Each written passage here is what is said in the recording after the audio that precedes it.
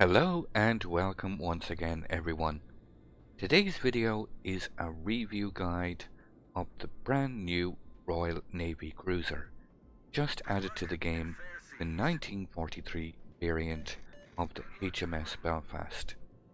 If you are wondering to yourself, hold on a second, the Belfast has been in the game for a long time now, well, this new variant does differ from the old quite significantly.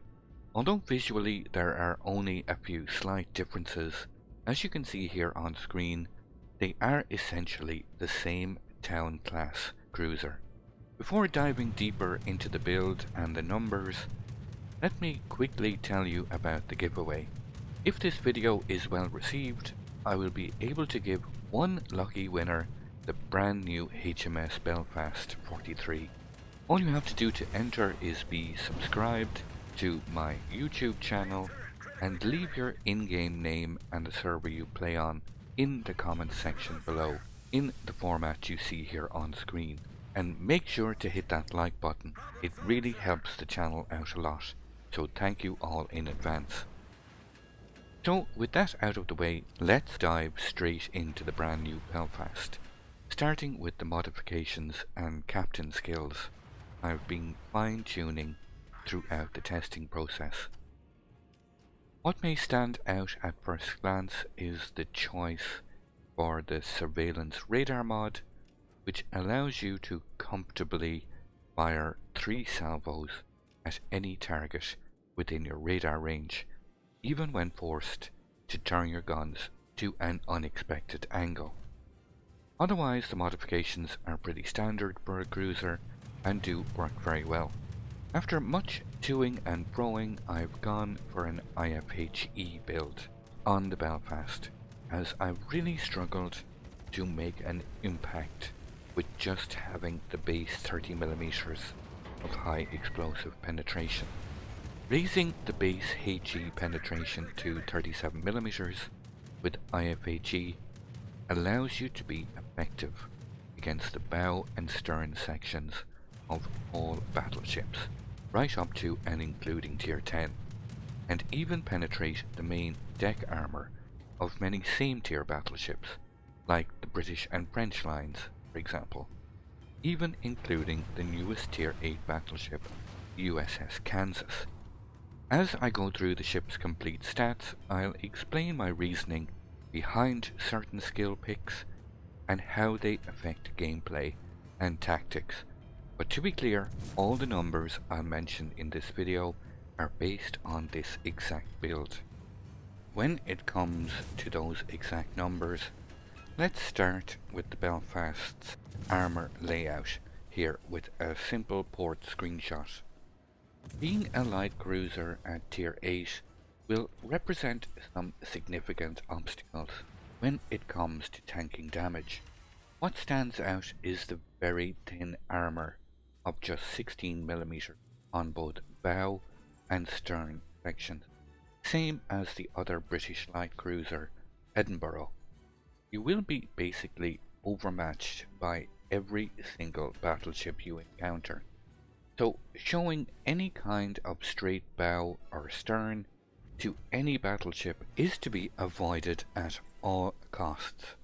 Tier 8 matchmaking is unkind at the best of times, meaning you will be facing higher tiers and all the threats contained within, including battle cruisers like Alaska and Siegfried, just to mention a few.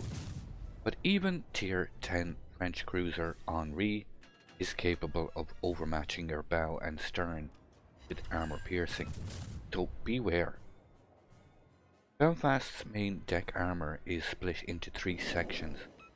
One central plating of just over 50mm and 2 sections of 19mm. Again, very vulnerable to all kinds of main armament, including high explosive. Belfast gets a main armour belt of 114mm, extending from the rear turret right up to the front turret, with an additional central upper plating of 114mm.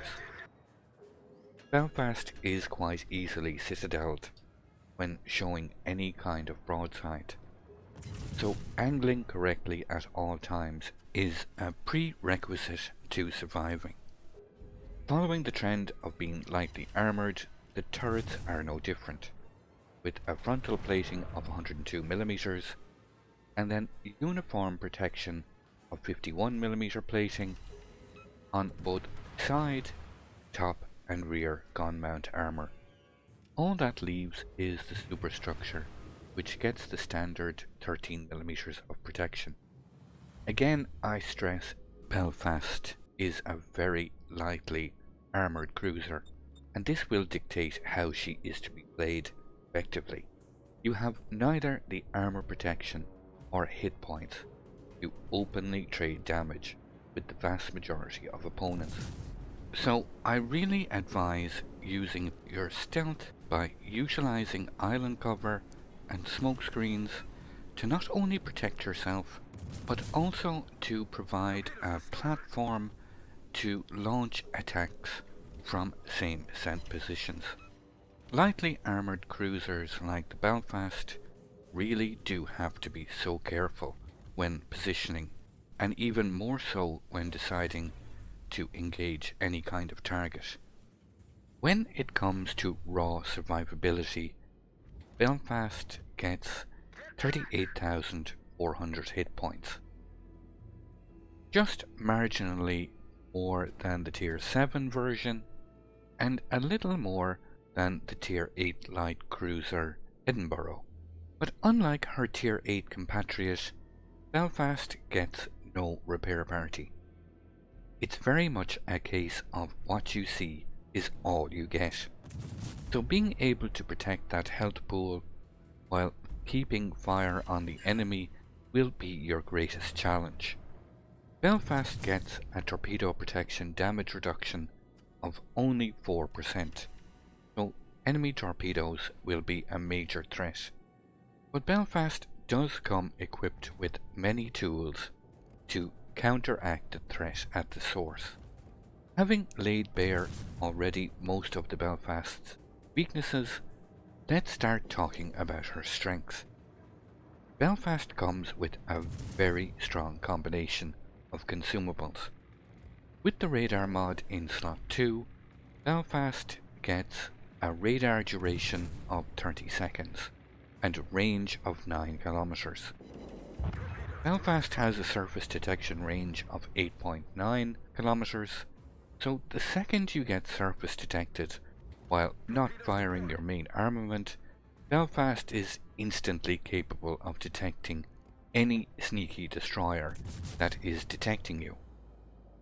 Belfast's hydroacoustic search, when activated, can detect torpedoes at 3.5 kilometers and enemy ships at 5 kilometers.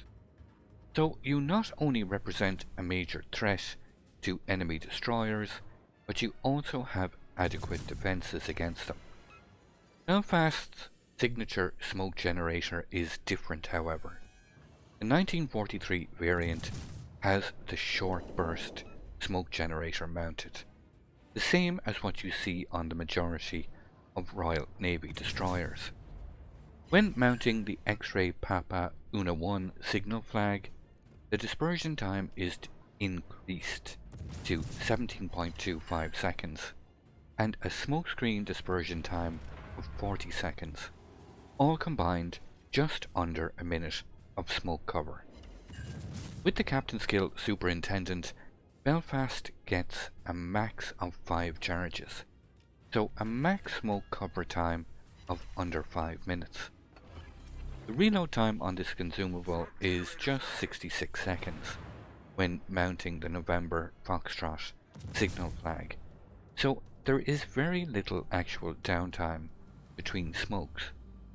But one should always plan ahead for those longer lasting games, as you will be forced to do a lot of your fighting in the open. Here is a perfect example of a mistake I made quite often while playing Belfast: being over aggressive in certain situations and not smoking up first before firing. It allows those targeting you to get a better idea of your location in smoke, and the HUD was able to take advantage of my poor angling and citadel me in the process.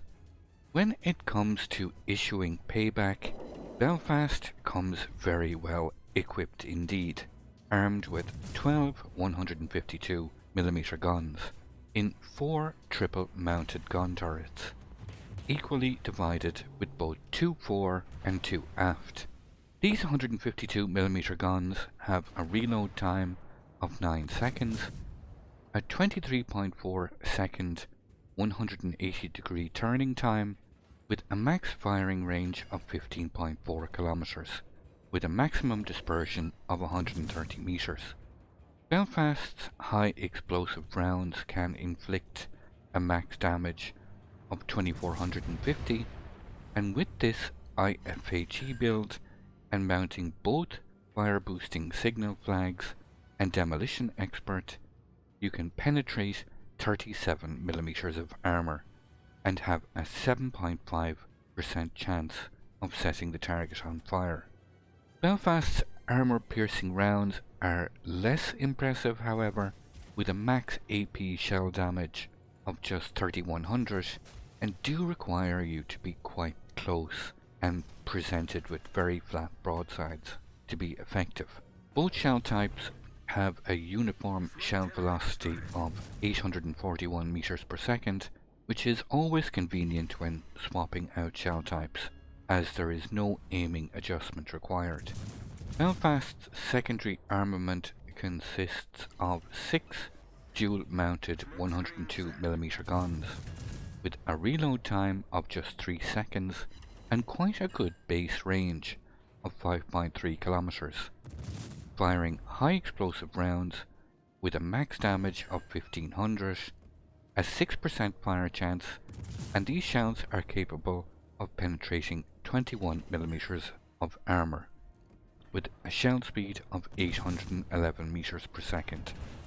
All very handy should an enemy destroyer decide to go logo and suicide rush you. That's not where it ends with Belfast's weapon systems though.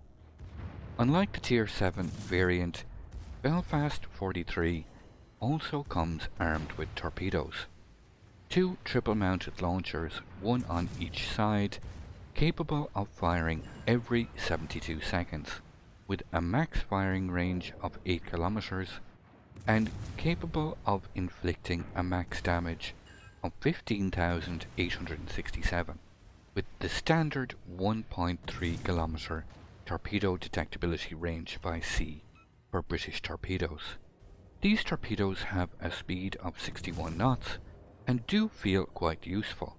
It's possible to stealth targets in open water while kiting away from targets approaching you, and do provide ample defense from anyone foolish enough to rush you around islands or directly at your smoke screens. I wasn't able to catch anyone by surprise in this particular game, but I did have quite a bit of success overall, and they did feel quite useful. Being upgraded to Tier 8, Belfast will have to deal regularly with aircraft carriers, and this game was no different, with a Lexington on the enemy team. Belfast gets 46 AA guns in total, ranging from 20mm all the way up to 102mm. All combined, they pump out a continuous average damage of 147, with the highest values being in the short range AA. Belfast fires 4 flak explosions per salvo, capable of inflicting a max damage 1260, with a max firing range of 5.8 kilometers. If a carrier decides your goose is cooked, you will have plenty of problems, so you will need to seek out additional support closer to other cruisers if you feel you are in danger of being singled out for the carrier's attention. A good carrier captain will make your game miserable should you attempt to go solo, so make sure to take that into account while positioning. Belfast performs so much stronger in a support role, close to other ships and not being played in a front line tanking role unless it's absolutely necessary. When it comes to maneuverability, I chose the steering gears mod over the propulsion mod, as you will spend very little time stationary in smokescreens with the risk of being torqued, and having the ability to turn under fire felt much more useful.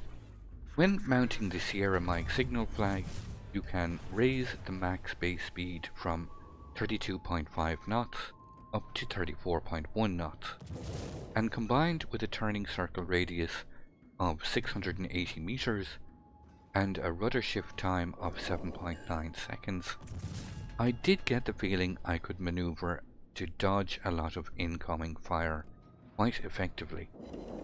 Being so lightly armoured, of course, one always has their heart in their mouth when under heavy fire, but the numbers stack up quite well versus the Tier 8 competition. Finally, stats-wise, we come to the Belfast concealment. With a full stealth build incorporating both the concealment upgrade and captain skill, we can get the detectability range by sea down to a very competitive 8.9 kilometers, which is very good for Tier 8. Not only are you able to outspot all other Tier 8 cruisers, but all higher tier cruisers also, even the Tier 10 King of Concealment, Minotaur. The added advantage of being so stealthy, as I mentioned earlier, is it allows you to dictate engagements, and when you get detected by an enemy destroyer, they are always inside your radar range, which makes you incredibly dangerous to enemy destroyers. So, expect to get focused hard by the enemy team when detected.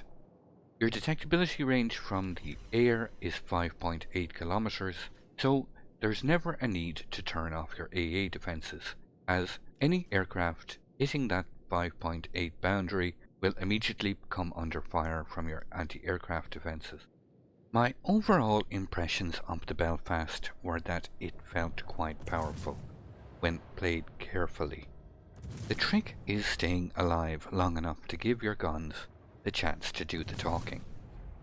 These 152mm guns with IFHE felt very good indeed, and are more than capable of racking up large amounts of damage. On the whole, it felt quite the rewarding experience. Position yourself well for maximum chances of survival while trying to keep these guns firing as much as possible.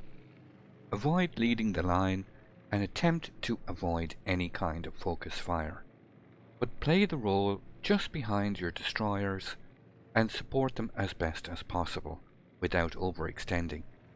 Master these tactics and Belfast performs very, very well indeed, and I definitely recommend playing her, as I've had quite a few fun games in her so far, where I felt I had a real impact on the game, being able to swing the eventual result in my favour.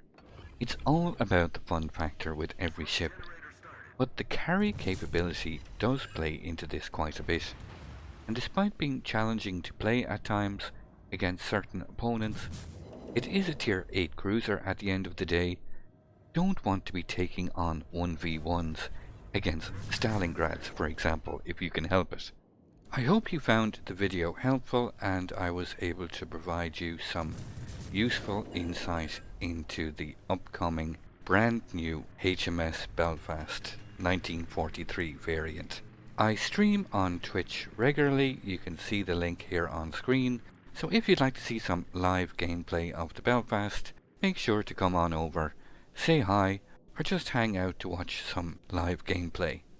If you like this video, make sure to hit that like button and share with your World of Warships friends. And don't forget to enter the giveaway. All you have to do to enter is leave your in-game name, the server you play on, in the comment section below, and make sure to be subbed to my channel. So, everyone, until the next time, good luck in the giveaway, and I hope you enjoy your Belfast.